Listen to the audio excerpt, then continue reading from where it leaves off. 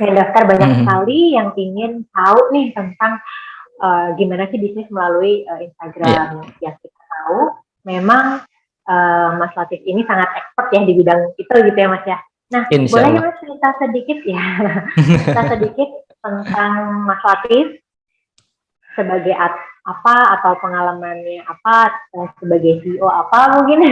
Silakan waktu dan tempat. Ya, jadi ceritanya dulu tuh saya bukan ini ya, bukan mentor atau bukan trainer atau ya murni bisnis lah, jualan jualan hijab zaman dulu. Baik. Itu terus alhamdulillah selama 2 tahun itu kita bisa ningkatin followers sampai 200.000 gitu, 200.000 followers, hampir setiap bulan itu naik 10 ribuan followers. Nah terus pada satu acara workshop itu pada penasaran gimana caranya. Nah terus saya ditodong sharing tuh ceritanya. Oke. Sama Akhirnya kayak hari ini ya Mas ya. Tak todong nih Mas. todong lagi gitu kan, todong sharing. Terus alhamdulillah banyak teman-teman yang ikut. Terus habis itu ternyata mereka nggak puas.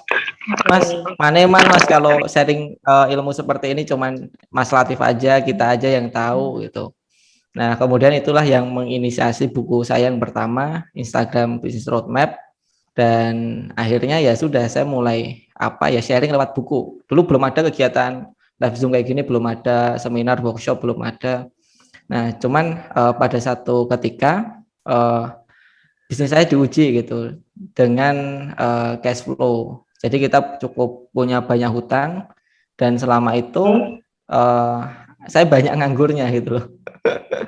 Banyak Oke. nganggurnya, jadi akhirnya kita nggarapin beberapa brand dan alhamdulillah beberapa brand itu bisa meningkat.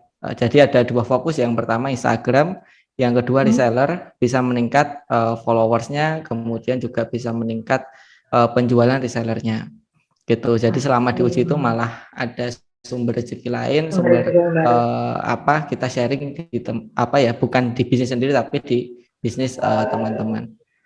Kurang Oke, lebihnya seperti itu. baik, Terus menarik sekali ya. Boleh nanti di-share nih Mas di akhir acara, ya, mungkin di-share bukunya apa ya kan? ya, Setelah nanti kita bincang-bincang lebih jauh mengenai strategi ya, Instagram itu sendiri. Nah, kalau untuk dari Instagram nih Mas kita ngobrolin ini ya, uh, apa namanya? Apakah naik turunnya atau bagaimana cara memulainya? Awalnya emang harus punya usaha dulu kah? Atau sebelum punya usaha kita sudah memikirkan bagaimana strateginya, gimana? ya. Jadi pertanyaannya apa? Mulainya sebelum punya usaha atau sesudah gitu ya? Iya. Gitu.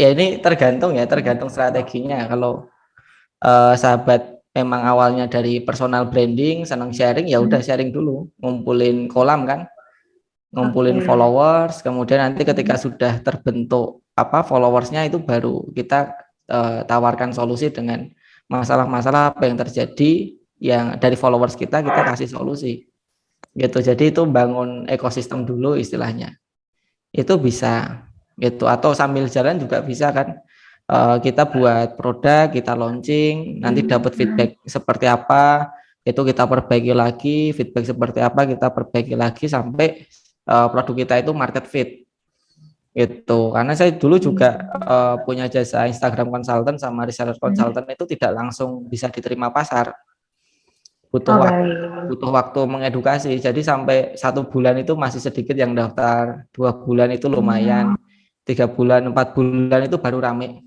gitu. Sekarang begitu di share langsung banyak yang daftar gitu, karena kita meng-create satu jasa yang mungkin belum ada gitu loh. Jadi orang masih belum terlalu familiar gitu. Nah, sahabat juga mungkin seperti itu, bisa dicoba berulang kali sampai ketemu produk market fit-nya. Baik, berarti untuk mempelajari bagaimana polanya itu cukup waktu yang panjang ya Mas. Tergantung produknya ya. Kalau produknya misal hijab gitu ya, hijab itu kan udah banyak yang sharing tentang hijab misalkan, Itu gampang, tinggal endorse, paid promote, ambassador itu cepet banget. Gitu. Tapi kalau produknya yang unik-unik, misal jasa apa pelatihan bahasa Inggris gitu kan, itu butuh tidak ada benchmarknya kan, itu butuh dicoba memang gitu. Ini kita sambil ngobrol-ngobrol ya Mas, ini ada banyak pertanyaan lewat chat nih. Bisa langsung aja mungkin jadi biar lebih enak ya. Siap. Ada dari Indira Tangerang. Ya. Mas Latif, bagaimana sih mengatasi rasa takut ketika ingin memulai bisnis? Pemikiran sudah selalu takut tidak laku. Lalu bagaimana tips promosi di media sosial, contohnya Instagram, bila jiwa marketingnya tidak jago? Oke, berarti pemula ya Mas. Bagaimana mau memulai bisnis nol nih? Ya, takut itu kan karena adanya resiko ya. Jadi kita takut karena ada resiko, kita takut lari karena takut terjatuh gitu. Jadi kita takut naik motor kenceng, takut nanti nggak nabrak. Jadi kita bisa ngelis resiko apa yang mungkin terjadi gitu loh. Misalkan resiko produknya nggak laku. Nah, biar produknya laku diapain? Oh, produknya laku, aku harus belajar marketing nih, aku harus belajar personal branding. Ya udah, teman-teman belajar personal branding gitu. Terus takut kalau produknya dead stock, ya gimana caranya agar tidak dead stock? Oh, PO, pre-order gitu kan. Atau gimana caranya biar nggak dead stock? Oh, aku masarin punyanya teman dulu aja deh, nanti kalau udah ketemu polanya baru buat sendiri gitu. Jadi kita harus melihat resikonya apa yang terjadi, ya kita antisipasi gitu. Gitu. Orang yang takut itu kan orang yang kurang persiapan. Ya kan, orang yang takut hari berbangkit itu karena orang nggak siapin untuk mati, misalkan kayak gitu. Oh ya, itu contohnya ini banget ya, menutup sekali. Iya, jadi kurang persiapan gitu. Ya, berarti segala sesuatu yang mau kita bangun itu memang harus well prepare, ibarat kata ya Mas ya, dari apa resiko besar sampai resiko terkecil kita harus tahu. Baik, oke. Nah, ada lagi nih Mas dari Adela. Oke. Bagi apa saran terbaik untuk brand dalam menjalankan sebuah campaign atau promosi Mas itu? Jadi bagaimana menyusun rencana marketing? Oh ya. Apakah ini juga ada yang nanya apakah kita harus di follower dulu atau organik gitu? Apa ya, sebenarnya kalau kita paham tahapan ya, ini mau marketing secara luas atau marketingnya aja. Kalau kita paham tahapan marketingnya aja ya, saya ngomong marketingnya aja, itu ada 3 tahapan. Yang pertama awareness, jadi tugas kita tuh ngasih tahu kalau kirimin aja punya produk gitu kan. Kemudian produknya seperti apa, itu awareness. Kemudian yang kedua adalah consideration. Ya orang sudah tahu nih kalau kirimin aja tuh bisa menyelesaikan solusi pengiriman. Atau kirimin aja ini salah satu yang bisa membantu kita dalam mengirim produk kita. Nah, yang kedua itu adalah consideration. Tugas kita menjelaskan detailnya kirimin aja. Oh, fiturnya kirimin aja seperti ini, testimoninya seperti ini, seperti ini. Nah, ketika kita menjelaskan detail itu akan muncul yang namanya kebutuhan atau demand. Jadi orang mulai sadar kan. Nah, habis itu baru bisa closing. Sama, kita punya produk, edukasi dulu kalau kita punya produk. Yang kedua kasih detailnya, yang ketiga baru kita closing gitu. Kalau ngomong marketing ya, tapi kalau kita ngomong marketing secara luas, marketing itu terbagi menjadi 3 ya. Yang pertama di produk, yang kedua di service, dan yang ketiga itu adalah marketing itu sendiri. Maka sebelum kita launching, kita harus men-setting produk kita agar produk market fit dan harus viral sebelum kita launching gitu. Nah, itu caranya ada di buku CRM ya, CRM Flywheel Marketing. Jadi kita data keluhan pelanggan di produk kita dan kompetitor, kita kasih solusi dan kita harus lebih baik daripada itu. Ya. Kalau untuk di Instagram sendiri Mas, kan kita ada apa yang viral gitu ya Mas ya, atau memang kita harus perlahan, kalau kata orang sih kita punya brand terus kita sesuai mau kita, ataukah apa yang mau oleh pelanggan gitu Mas. Coba tips and tricks di Instagram penjualannya gimana? Sebenarnya kita harus tahu dulu market segmen kita siapa. kemudian positioning atau market kategori kita siapa gitu. Jadi kalau kita tahu misalkan market segmen saya adalah pengusaha dan market kategorinya pengusaha yang punya reseller itu, maka ketika ada sesuatu yang viral ya harus saya kaitkan dengan reseller gitu. Jadi tidak langsung viral mentah-mentah kita buat kontennya, enggak, tapi harus ada kaitannya dengan reseller apa gitu. Oh misalkan krisis ekonomi misalkan ya, terus oh kaitannya dengan reseller ini malah bisa bisnis kita membantu reseller karena banyak UMKM yang terdampak. Nah terus kita angkat itu, nah itu bisa. Jadi jelas dulu marketnya siapa, kemudian apa produk kategorinya apa, ya kita nyesuaiin viral itu dengan produk kita gitu. Misalkan kemarin ada Ronaldo ngangkat apa Coca-Cola, ya itu kan kita ganti produk kita, bukan Coca-Colanya yang ada di Instagram kita kan gitu. Oke. Kalau pengaruh nggak sih Mas misalnya hashtag yang kita gunakan, terus apa namanya campaign apa yang kita buat, kan campaign ada yang fotografi, ada campaign video gitu ya Mas ya. Kalau untuk sekarang ini tuh yang lebih populer atau yang paling bisa diterima oleh consumer itu apa ini?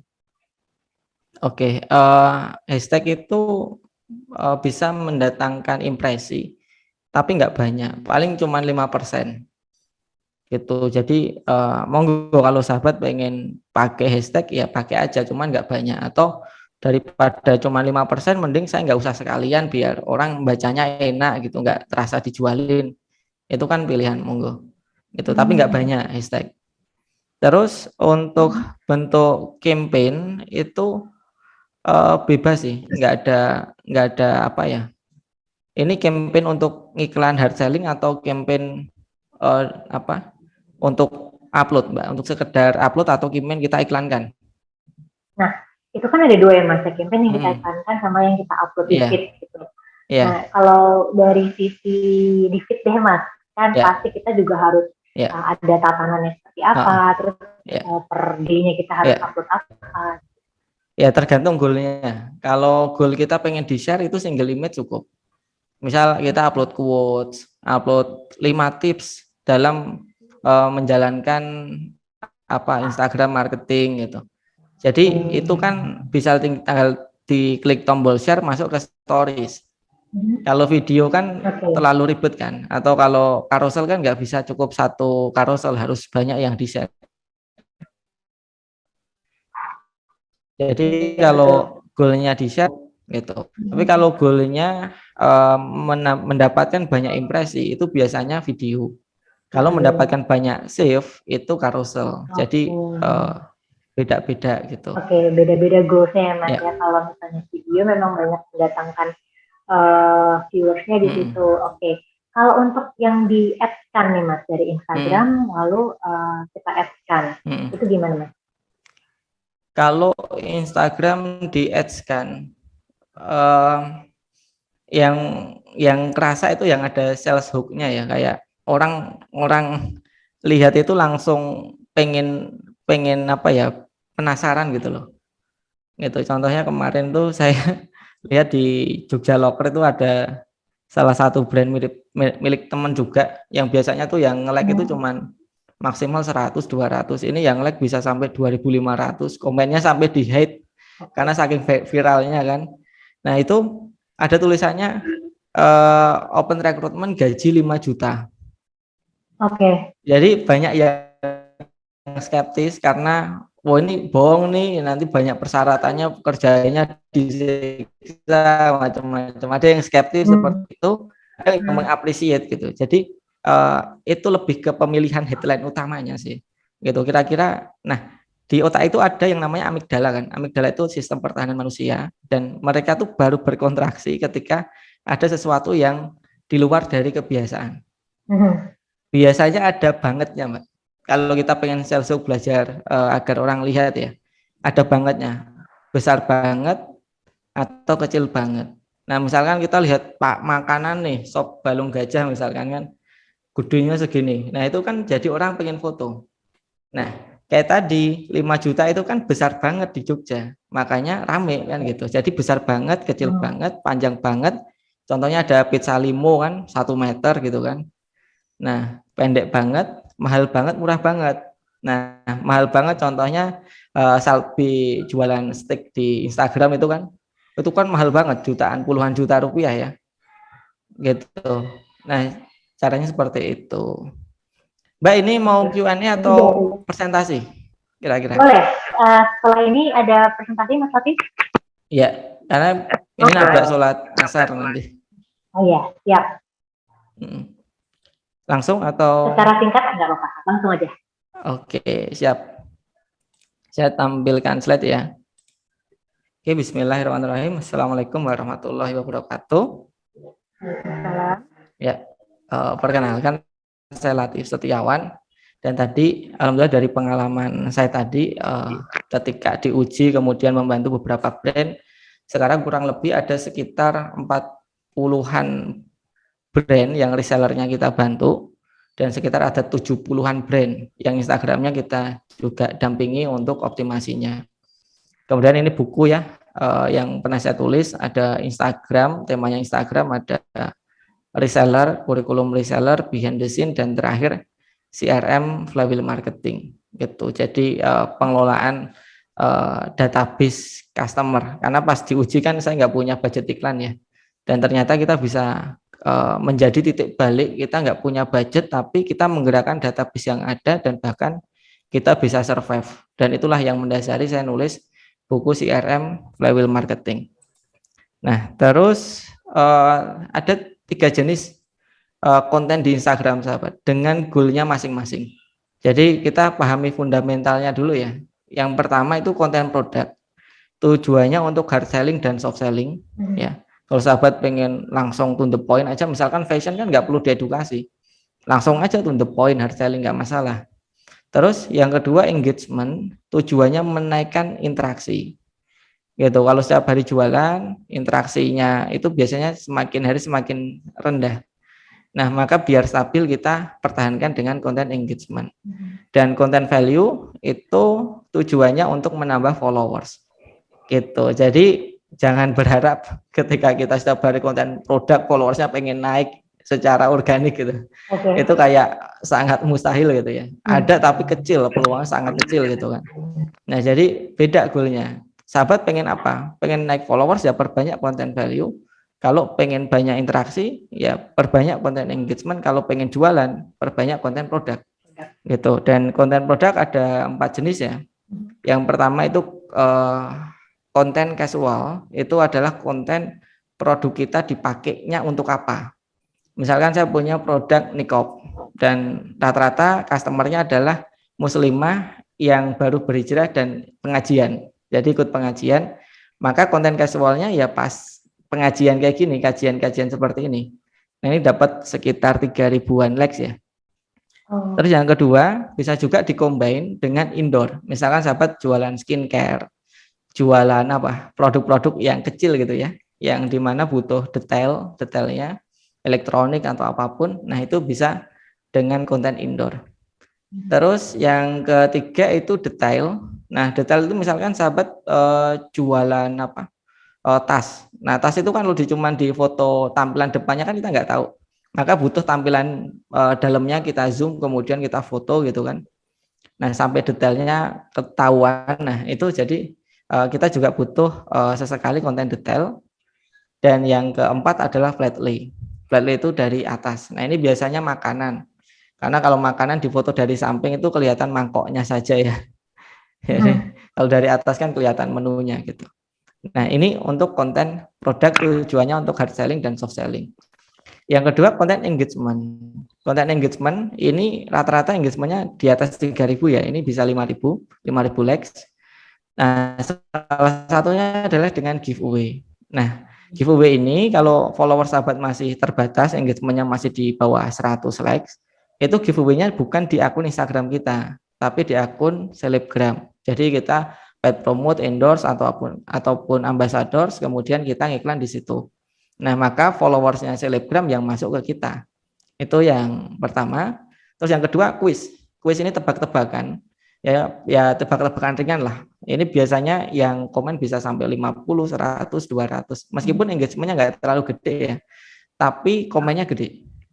gitu. Terus yang ketiga adalah quotes. Quotes ini berapa ini engagementnya? Bisa sampai 5.000 ya, sesuai dengan target marketnya sahabat. Kalau saya kan banyak muslimah yang berhijrah ya, maka temanya adalah hijrah. Terus yang keempat adalah kuesioner atau edukasi. Jadi edukasi itu kayak 5 tips memakai make up gitu. Nah, jadi edukasi biasanya itu share-nya tinggi itu. Nah, ini biasanya engagement, likes, comment, share-nya tinggi di 4 jenis konten ini. Terus kalau kita pengen followersnya nambah, itu jangan main di 2 itu tadi. Mainnya di ini behind the scene, cuman ini nggak terlalu ngefek. Scene bisa kalau sahabat misalkan punya produk skincare, jadi cara-cara perawatannya di edukasi di situ. Terus testimoni juga ini nggak terlalu, tapi bisa datangin followers. Jadi semakin tinggi authority orang yang ngasih testimoni, maka akan semakin banyak orang yang menimbulkan engage trust ya, di Mas, situ. ya, di situ. Menimbulkan trust. Misalkan yang testimoni adalah Raffi Ahmad, maka biasanya mereka mau follow, gitu. Nah, ini yang paling gede, Mbak Manda, tutorial. Yes. Jadi tutorial ini bisa sampai 18.000 viewers dan followersnya banyak yang masuk.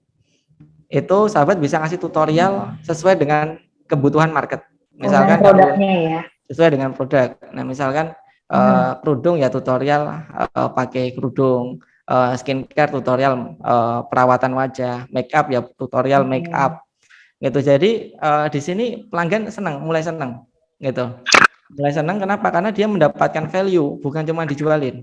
Makanya kalau sahabat pengen growth, ya maka perbanyak satu konten tutorial, yang kedua adalah edukasi. Gitu. Jadi misalkan produk kita produk bisnis, saya jualan buku, ya maka setiap hari saya mengedukasi bisnis. Gitu. Jadi misal kirimin aja juga rata-rata marketnya pebisnis, ya maka edukasinya bisnis gitu. Terus misalkan ini ya saya jualan niqab, edukasinya adalah tutorial makan, ketika wudhu, ketika naik motor. Jadi kan orang yang baru berhijrah ya, jadi mereka belum terlalu paham untuk gimana memakai niqab. Gitu. Jadi hanya 2 ini saja sahabat. Kalau sahabat pengen followersnya cepat naik, perbanyak 2 ini saja. 1, 2. Kalau mau organik ya gitu. Maka ini ada cara, ini untuk rumusnya ya. Tergantung sahabat pengen pakai strategi yang mana. Kalau pengen sahabat naiknya itu organik, maka pakai growth lewat konten, maka konten value komposisinya wajib 90%. Gitu. Jadi kalau ada 20 konten, ya 18-nya itu adalah konten value. Yang 2 baru boleh hard selling atau engagement. Gitu. Jadi hampir 100% nih ini value semua kalau teman-teman pengen growth-nya lewat konten. Contohnya banyak ya. Contohnya ada channel, kalau skincare, kalau influencer kan rata-rata mereka ini konten semua kayak Ustadz Hanan Ataki ya kan. Nah itu konten shift pemuda hijrahnya itu luar biasa viralnya gitu. Terus yang kedua adalah growth lewat paid. Growth lewat paid itu kita setiap hari jualan, misalkan produknya fashion. Ya udah setiap hari jualan. Nah itu terserah sahabat pengen 60 20 30 boleh, 60 10 30 atau 60 20 20 terserah. Yang penting kontennya yang paling dominan itu adalah konten produk. Nah, kalau sahabat main ini, sahabat wajib jalanin paid promote, endorse atau brand ambassadors, atau satu lagi itu kolaborasi. Jadi kita saling nge-tag, itu kan bisa muncul dashboardnya sekarang.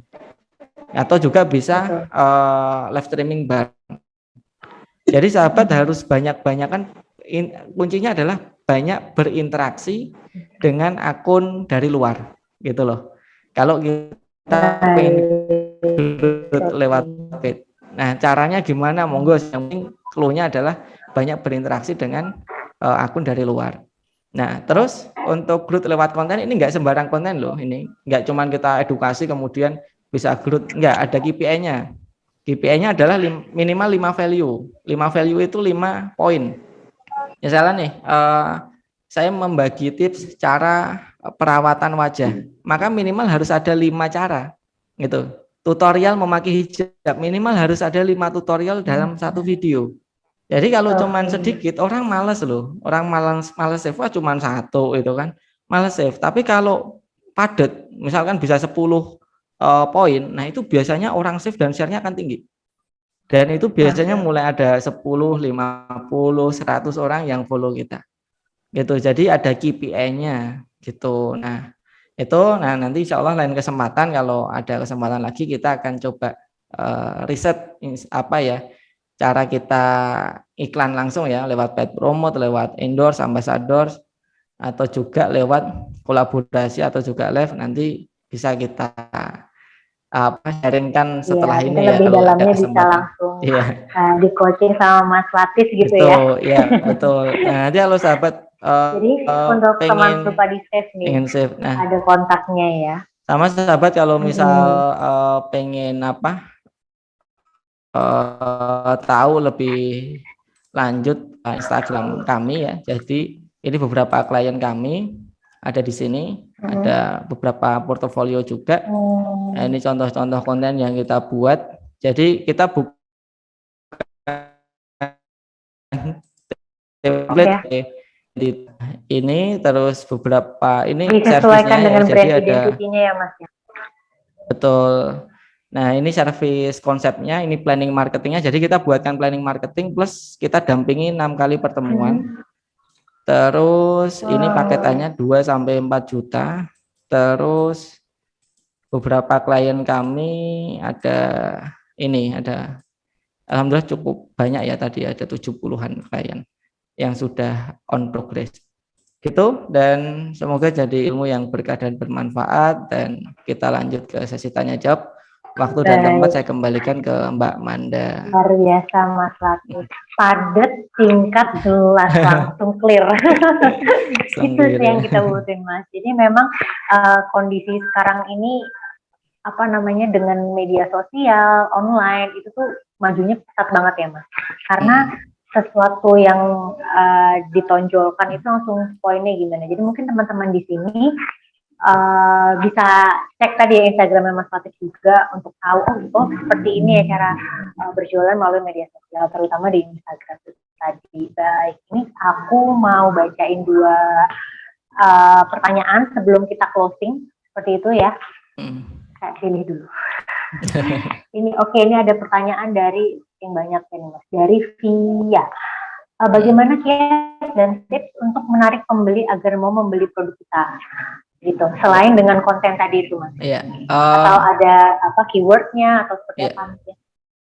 Ya, paling gampang itu dengan produk talk. Jadi produk ngomong gitu. Produknya ngomong.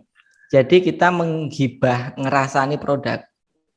Ya, kita ngerasain fitur produk kita. Kita ngerasani membicarakan kebaikan produk kita, benefit secara emosional atau secara rasional. Jadi kalau emosional itu contohnya testimoni, kemudian kita screenshot, kita ceritain gitu. Testimoni orang pakai, ini loh kemarin ada mbak ini pakai produk skincare ini, jerawatnya hilang hanya dalam waktu sekian hari. Nah, kita ceritain. Terus alhamdulillah untuk produk kita sudah dilengkapi ini, manfaatnya seperti ini. Kalau sahabat pengen lebih cepat, ini beda loh dari yang lain. Nah, ini bisa beli ini. Jadi kita membicarakan manfaat dari produk kita, baik secara fungsional, emosional, atau dari feedback pelanggan yang pakai gitu. Nah, kalau dalam membina reseller, yang ditekankan itu bukan upload produk gambarnya, tapi yang ditekankan adalah produk talk-nya. Kenapa? Karena orang itu 92% orang itu percaya dengan yang namanya pelanggan, word of mouth.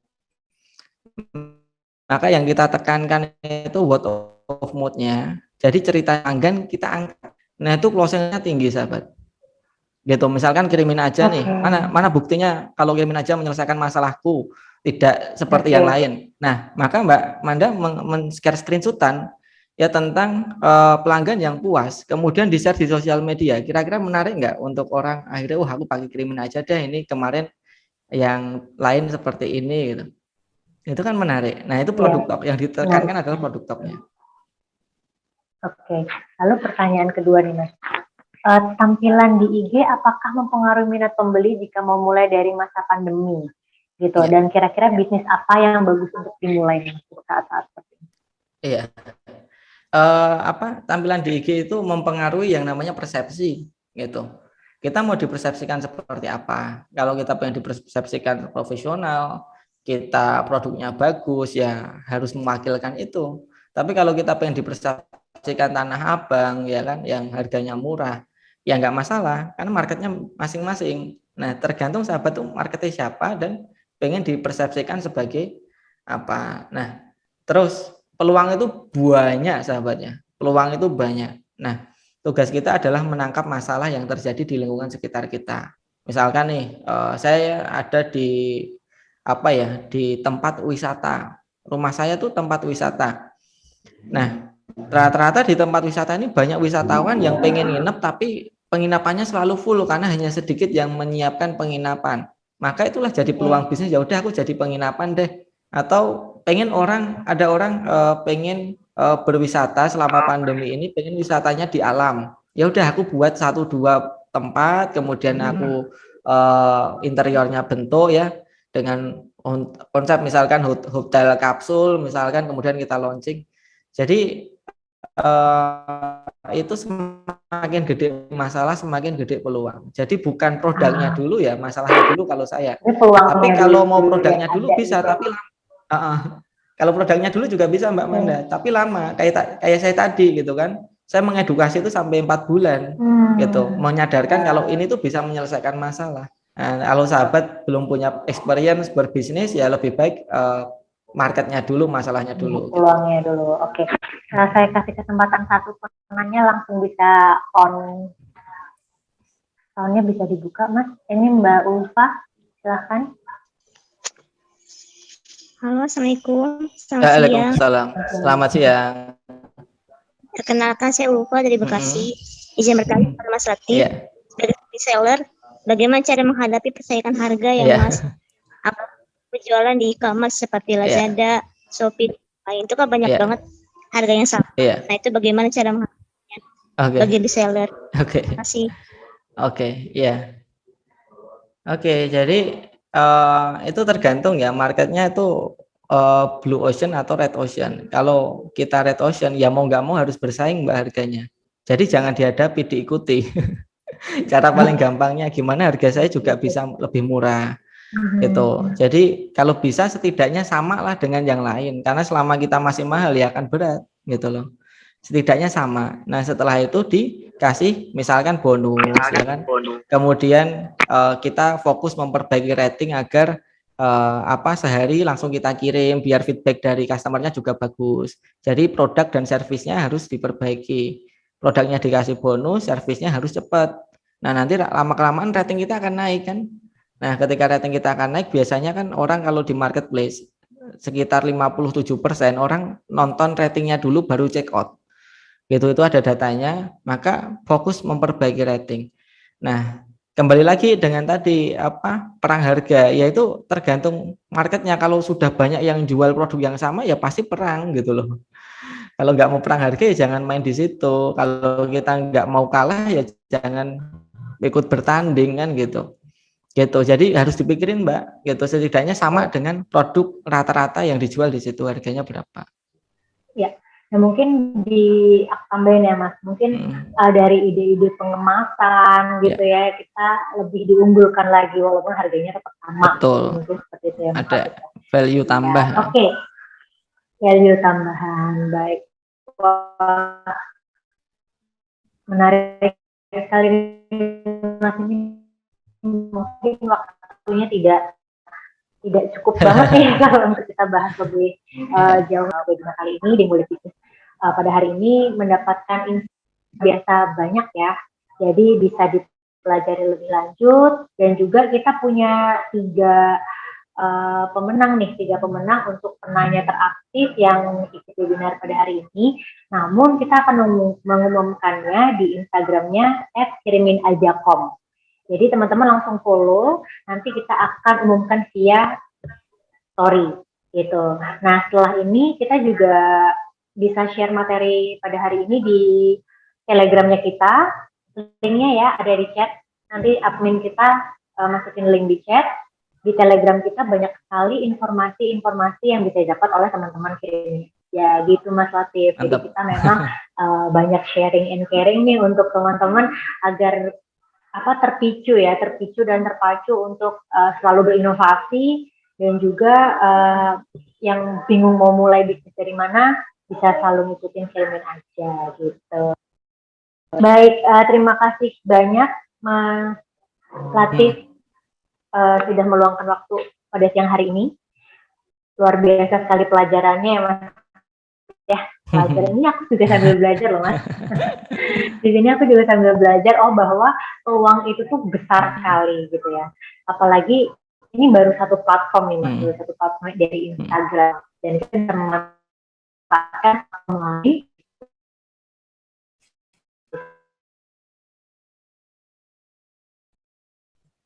belajar juga langsung ke Instagramnya Mas Latif. Kalau Mas tadi Mas Instagramnya Setiawan.crm.